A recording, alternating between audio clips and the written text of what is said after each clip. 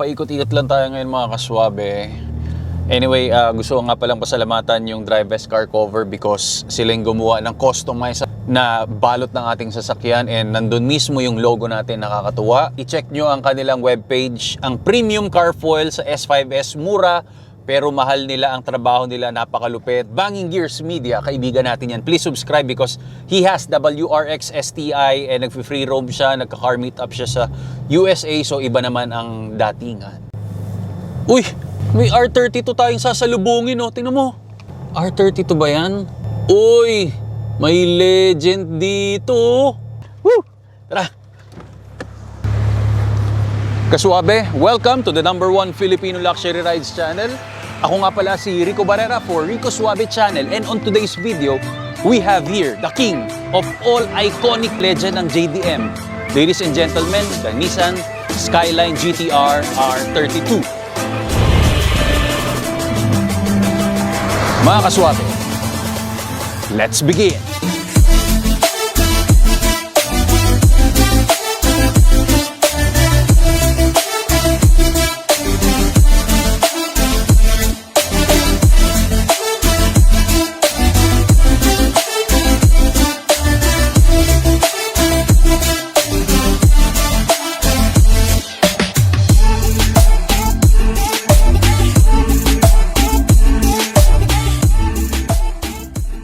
Magandang araw sa lahat ng mga kaswabe natin. Before anything else, shout out muna tayo kay Chard Cubis for giving us an opportunity para makapag-review tayo ng isang R32 Godzilla.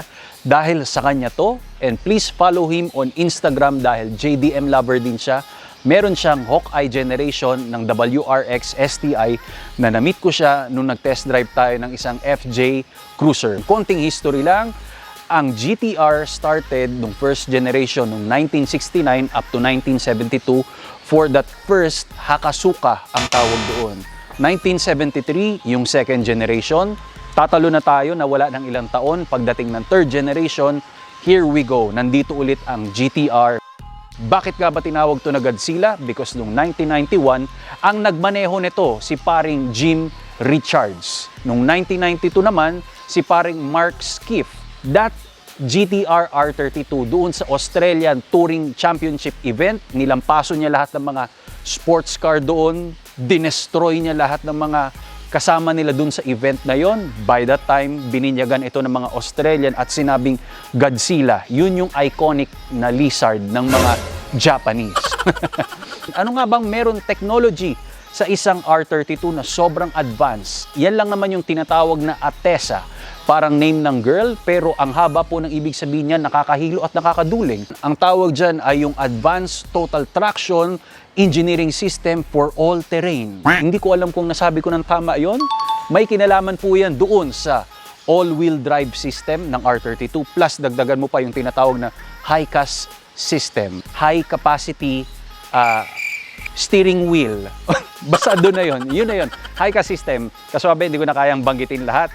Pero sumunod, ang ilang generation, yung R34, yun yung tinatawag na best handling ng family ng Skyline. Ang special weapon nga pala ng R32 natin ay pang drag racing ito, pang time attack, pang circuit, pang heart attack and broken heart. Hindi, biro lang.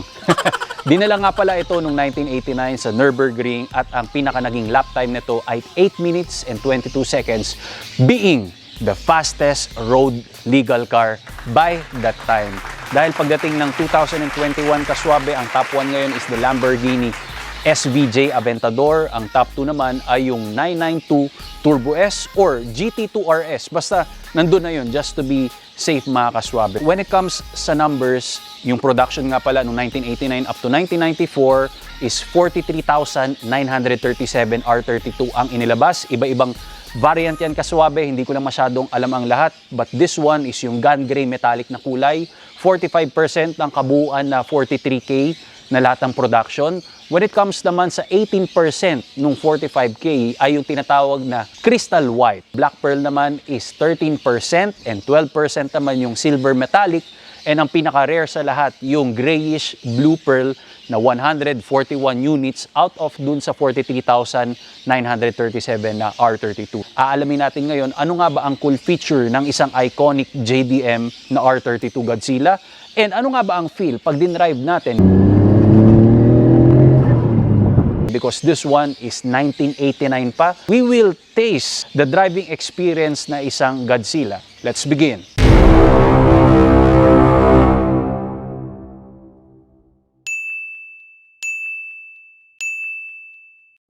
Para sa unang Suave Cool feature natin ay syempre hindi natin papalagpasin dahil this one is a vintage and very legendary sa lahat. Pag nasa harap ka ng isang R32, parang nakikita mo sila Dolphy, nakikita mo sila Rene Requiesta, sila FPJ.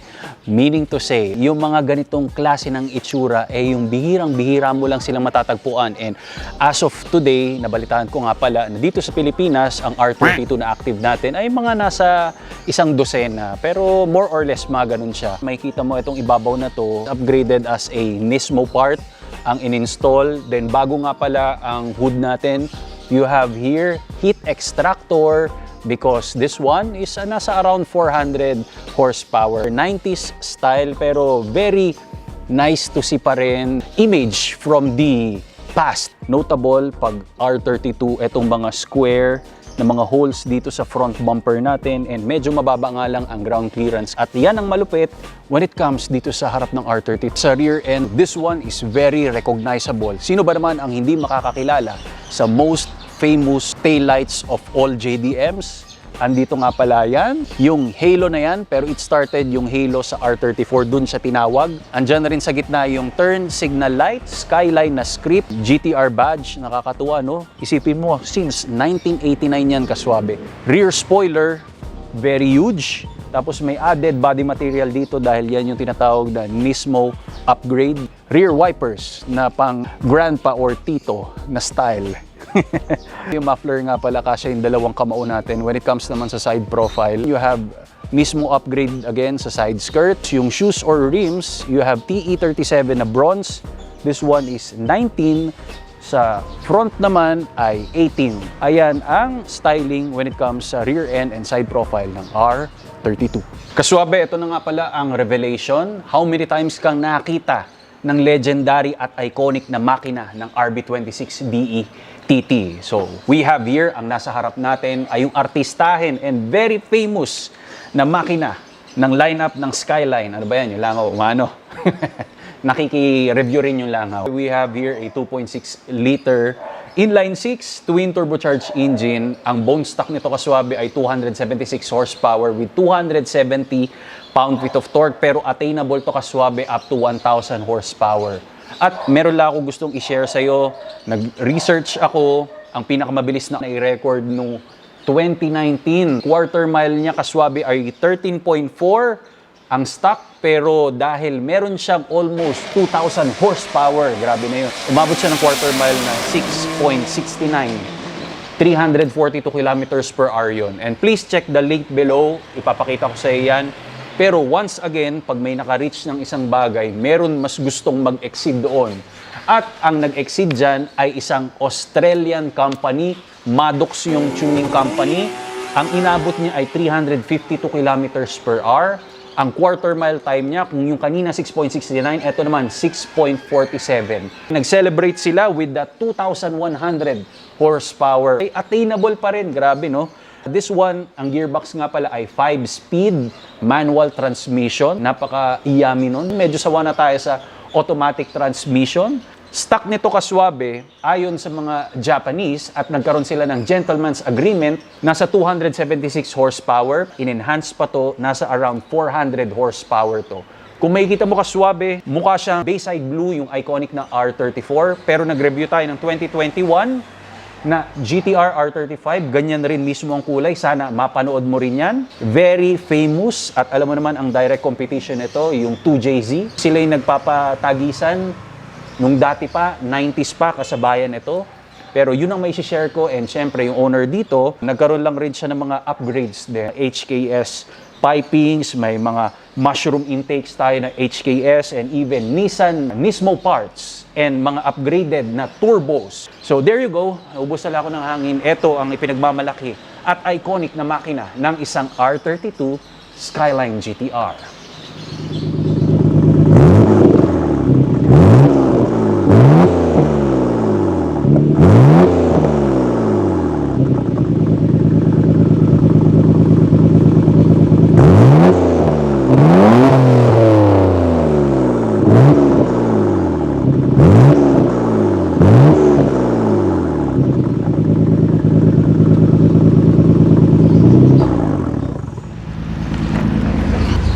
Welcome sa interior ng R32 Godzilla. Unang-una sa lahat, this one is very vintage ang feeling, makatito or grandfather na feeling, pero I don't care because we are riding the most legendary. And kung makikita mo, you have here sa seat nga pala, may suede, tapos leather because this one is 1989.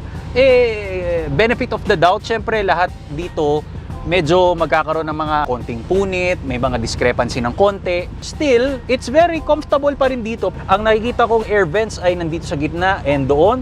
Tapos kaswabe, ang steering wheel, ito ang DNA ng R35. You can see yung GTR badge. Alam mo kaswabe, nakita ko dun sa R35 sa dashboard, meron dun mga switches. Dito pala galing yun sa R32 natin. May mga switches, andito yung hazard. Kanina medyo nataranta ako, sabi ko, nasan ba yung hazard nito para ipakita sa inyo yung rear tail lights. We have 5-speed manual transmission, ang handbrake. Meron kang maliit na cubby hole dito. Kung bubuksan mo yung sa gasolinahan and even doon nga pala sa trunk natin, matatagpuan dyan sa passenger. Yun nga lang yung challenging. Because hindi naman talaga ito left-handed, right-handed. Lahat ng 32, 33, right-handed. Pagdating ng 34, left-handed na siya. Yan yung sinabi ng pinaka-owner. May mga switches dito, pero hindi ko lang talaga alam lahat tingnan. Sa battery, engine oil temperature. Nakakatuwa dito yung air vents natin. Kakaiba yung lumalabas ng mga illumination, pero syempre, old school lahat. Pag bubuksan mo yung hood natin, ngayon ko lang naaral, nasa kabila rin because right-handed nga to. All normal. When you go outside, alam mo na kayamanan tong R32 na to. Sa rear passenger, so much space, napaka-roomy, and ang ganda ng forma ng upuan niya dahil yung puwetan mo, para ka lang magto-toilet dahil yung pisngi ng puwet mo sasaluhin talaga ng mga cloth na material ng seating, and sabi ng owner, papalitan niya nga ito. We're ready to drive dahil anong oras na, mga kaswabe? Let's go!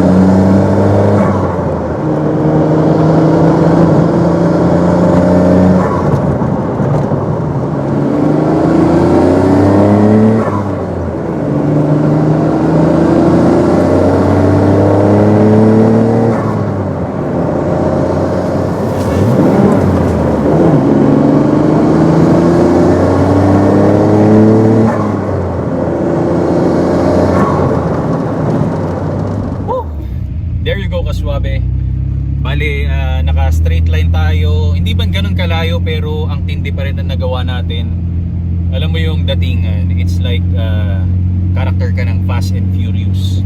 Yung mga Tokyo Drift, di ba? Tapos yung whirling sound ng turbo pag nagcha-charge na siya. It's a great experience driving an icon, isipin mo, this was 1989. So it's like you're driving an old Toyota Corolla. But ang sa akin lang, if you will check closely sa details, lahat ng nandito, starting with the steering wheel, tapos sa center console, yung may gauge ng battery, tapos di ko alam basta may mga multi-display dito na gauge. Yung DNA talaga ng mga R35 and R34, it started with this R32. Kausapin natin ang owner. Tapos okay na. So yung owner nga pala ng R32, he is waiting sa Camaro natin. Ayun nga, nice ko rin siyang pasalamatan. Please again, check his Instagram, Chart Kubis. Maraming salamat sa iyo. So this one has nasa 400 horsepower. Hindi lang natin gano'n nagamit, pero yung feel, yung emotions driving this R32 is very satisfying. Magalaw nga lang yung manubela. Of course, this is an old car, pero it's very controllable and reliable for me. Yung brakes maganda, yung shift gear. For a 1989, this one is very advanced. Yung technology, kaya nga naging Godzilla to, nameplate ng Skyline R32. I promise you, R33, 34 will be done because this R32, ito ang simula. Kumbaga, ito yung buto ng tagumpay ng mga GTR. If you will ask me, this one, pasok siya sa akin as a project car. Kung ito ang mga gusto mo, request ka lang, ito ang mga dadalhin natin sa channel. Of course, thank you kay Obid Parahile as a camera guy natin ngayon. Wonderful day. I'll see you again sa next natin. And always remember, pagkaswabe ka, team number 1. So, see you soon. Ayun na yung Camaro natin, kaswabe.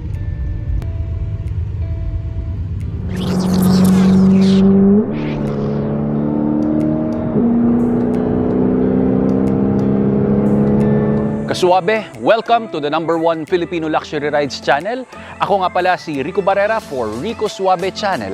And on today's video, we have here the ultimate form of 488 GTV. Ladies and gentlemen, we have the 488 Pista Ferrari. Mga kaswabe, let's begin!